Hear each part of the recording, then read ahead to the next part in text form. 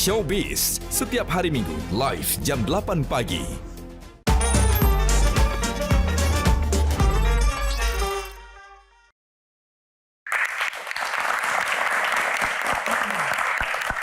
Ya, masih bersama Melanie Ricardo dan Tyson dalam Q&A kali ini.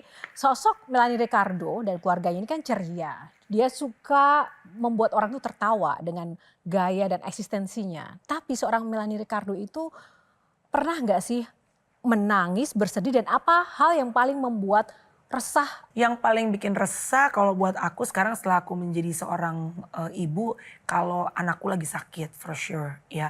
Aku tuh paling baper kalau anakku sakit, dan kebetulan anakku Courage yang kedua itu dari mulai kecil dia itu puji Tuhan sekarang udah lebih baik, tapi suka bermasalah dengan asma, jadi batuk yang berkepanjangan gitu.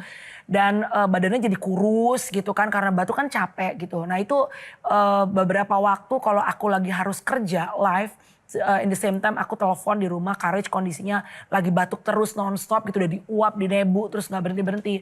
Itu sih paling baper kalau anak sakit. Seorang Melanie Ricardo pengen dikenal sebagai apa sih? Sebetulnya I love Oprah Winfrey, itu adalah salah seorang figur yang menginspirasi aku dalam membuat podcast gitu. Dan podcast aku tuh aku buat pada saat aku tidak punya TV program gitu. Tapi back then karena I love interviewing people, karena menurut aku setiap orang tuh punya cerita gitu. Dan menurut aku tidak semua orang itu bisa menginterview. Semua orang bisa throwing a question, but not everybody can be a good interviewer. Nah jadi pada saat aku tidak punya TV program gitu, aku punya kerinduan untuk punya talk show yang bukan cuma sekedar lucu-lucuan komedi, tapi yang deep gitu. Mostly kan komedi apa segala macam. Nah kadang-kadang kesulitannya adalah ya balik lagi tuh market ya. Kalau komedi kita lagi ngobrol panjang, tiba-tiba mungkin narasumber lagi sedih, kepotong dengan kita bercanda. Tapi ya it is what it is. Tapi kalau di digital kita punya waktu podcast panjang, makanya banyak tamu-tamu yang akhirnya bisa keluar sampai menangis karena mereka bisa mengeluarkan apa yang dalam hatinya. Gitu. Oke, kalau Kak Tyson suka dengan profesi Kak Melanie, suka dengan Melanie sebagai mungkin wanita biasa atau sebagai entertainer? Terserah dia. Wow, tepuk tangan dong, ini langka banget. Kak Melanie kok bisa dapat Kak Tyson, gimana cara sih? Langka ya, bener ya teman-teman? Oh badak bercurah satu. Ini bercurah hati juga sih, Bo. Tapi bener ya, Kak Tyson supportive itu, really? Ya. Ya, apapun cari uang halal itu paling penting. Yes. Oh, waktu perhatian? Maksudnya ada waktu perhatian, ya pasti ada. Cuman ya berkurang lah mungkin. Ya memang itu it's a passion. Jadi itu it's a part of the package. Jadi saya harus sangat sabar, dan kadang-kadang dia ada sakit suara karena banyak bicara, jadi saya harus sabar, pikir ya udah kasihan dia. Jadi it's okay. Tapi lebih sabar Kak Melanie atau Kak Tyson sebenarnya?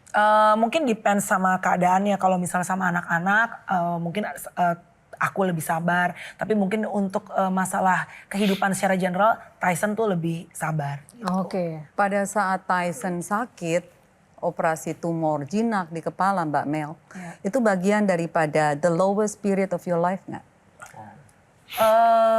Enggak. Sebenarnya sih enggak Anak sakit tuh tadi disebutin, iya. waktu suami sakit. For sure juga pasti kan yang ditakutin adalah karena kan papa mau. Kak Tyson say no. Sakit. Itu nggak sakit. Jadi cuma benjolan, tapi nggak sakit sebenarnya. Okay. Tapi yang ditakutin adalah kalau operasi kita nggak takut, tapi yang ditakutin adalah pengecekan si CA-nya, kansernya, biopsinya. Jadi ya yang deg-degan tuh adalah pada saat tes biopsi untuk CA-nya gitu. Jadi kalau operasi everything went well, cepet banget dan cuma diambil gitu, dan itu juga bukan sakit di kepala dia gitu. Cuma ya karena mamahnya cancer, kakaknya 2 orang cancer, jadi ya yang kita takutin hasil biopsinya. Tapi puji Tuhan it was just tumor. Menarik soal Tyson ya, karena aku pikir yang besar di Australia itu mestinya tidak sedekat itu dengan keluarga. Aku pengen tanya, seberapa besar sih pentingnya keluarga buat Tyson? Apakah? Seberapa pentingnya keluarga buat Tyson? Gitu? Seberapa dekat dengan keluarga di Australia? Gitu? Yang hal penting. Ya, biasanya kalau di luar negeri kan sudah besar, langsung keluar dari rumah, sudah tidak terlalu dekat dengan keluarga. Tapi ini mendoakan ibu, kakaknya cancer didatengin ke Australia gitu. Apakah ikatan itu masih sekuat itu? Gitu? Karena Tuhan atur saya. Tuhan atur harus hormat ke orang tua. Jadi, makasih. Semakin lebih dekat sama Tuhan, saya pikir saya harus hormat. Saya hormat, tapi tidak menghormati. Beda. You have to honor, but I don't respect my parents' choices.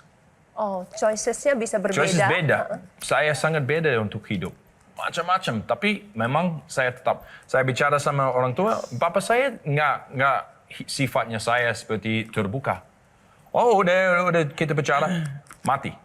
Tapi tetap saya ingin. Karena saya tahu pasti ada batas. Tuhan ambil ibu saya. Tuhan ambil ayah saya. Jadi harus. Jadi saya suka bicara sama mereka, bikin dad jokes supaya ketawa. Sekarang ada banyak masalah di sana untuk ibu saya. Tapi saya suka bikin dia bercanda dan senang. Walaupun kita bicara cuma 2 menit atau 5 menit. Karena saya tahu, saya jauh, dia minta saya pulang, ketemu, saya kangen. Saya sedih. Jadi harus ikutin Tuhan. One more for me. Oke, silakan. Tyson, are you feel what the biggest miracle you see God put in you? The biggest. You What's the feel biggest like miracle happen in your life? Ya memang probably my mom masih hidup. wow. Wow. Wow. Ya, Tepuk masih tangan. hidup. Pasti. Parenting style apa yang berubah yang dulu Mbak Mel dapatkan dari orang tua keluarga Siahaan Iya. yang diterapkan ke anak-anak yang totally berbeda dengan dulu? Biasanya sebetulnya kita tuh parenting walaupun banyak hal yang kita pengen rubah dari orang tua kita, tapi ternyata banyak hal juga yang kita mengadopsi secara tidak sadar dari apa yang kita rasakan dari saat kita kecil kita terima dari orang tua. Nomor 1 apa tuh? Nomor 1 adalah karena papaku itu dulu, nggak tahu ya kalau anak kita waktu zaman masih kecil ya, kayak dipukul tuh hal yang lumrah gitu loh. Aku juga kadang suka nyubit anakku apa segala macam zaman sebelumnya. Kayak I was like, aku cubit anakku ya. Oh ternyata aku mengadopsi karena aku juga dulu mungkin dipukul sama papa gitu ya. Jadi aku secara tidak sadar walaupun aku sebel waktu aku dipukul sama papaku, itu turun kepada anakku gitu. Cuma what I realize, karena kan Tyson nggak boleh, sama sekali tidak boleh pukul kalau Tyson. Kalau Tyson itu grounded. Bule kan gitu ya, grounded, ambil gadget, apalah, pokoknya hukuman gitu. Kalau Mama Bata kan enggak, diempos ya kan, cubit gitu kan, dicabe bibir gitu. Pokoknya apa yang dulu dilakuin mama kita lakuin gitu. Tanpa sadar ya. Tanpa sadar, cuma ya mungkin anak-anak udah makin besar dan ternyata juga udah nggak bisa gitu memperlakukan mereka dengan cara seperti itu. For sure, gentle parenting it's not my thing. Jadi kalau ada gentle parenting for other public figure, good. Tapi for Mama Batak tidak ada. Saya VOC. Saya keras di rumah, nggak bisa. Iya, suara keras, galak sama anak. Tapi galak pakai hati. For sure mereka walaupun saya ngomel apa segala macam, they know bahwa mom love me and love them very much. Jadi mereka nggak pernah yang kayak benci kesel apa sama aku gitu. Karena mereka tahu ya mami tuh Mama Batak cuma mulutnya doang merepet, ntar habis. Tapi kalau if they need anything yang aku bisa berikan buat mereka, tentunya yang kita mampu ya. They know exactly bahwa I will do anything for them gitu. Wow, tepuk tangan. Oke, sedikit saja.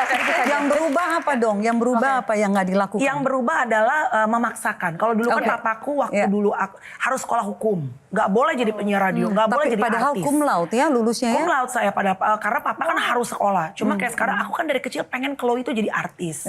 Karena aku tuh dulu pengen sekali jadi artis. Terus karena orang Batak aku ngerasanya susah. Aku melihat persainganku banyak anak-anak seangkatan aku tuh yang blasteran Indo. Terus koknya anak-anak Indo ini gampang dapat kesempatan. Karena mungkin secara look mereka, they look different gitu kan. Jadi makanya that's actually one of the reason kenapa pengen menikah sama bule. Dan perbaiki keturunan dan supaya punya anak Indo. Jadi dari Chloe kecil saya sudah punya plan bahwa Chloe harus jadi artis. Kita akan jeda dulu sesaat lagi, ini masih akan kembali. Tetaplah bersama kami karena setiap pertanyaan selalu ada jawaban. Miftah, 1 sampai 10 tadi? For now 4. Forna 4, Iya. karena kasus kemarin. What do you think?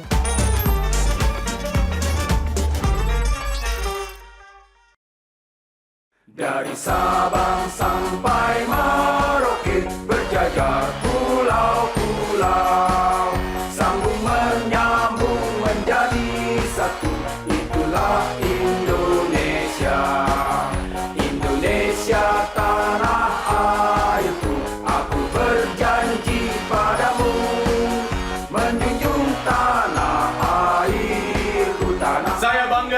pencinta produk Indonesia.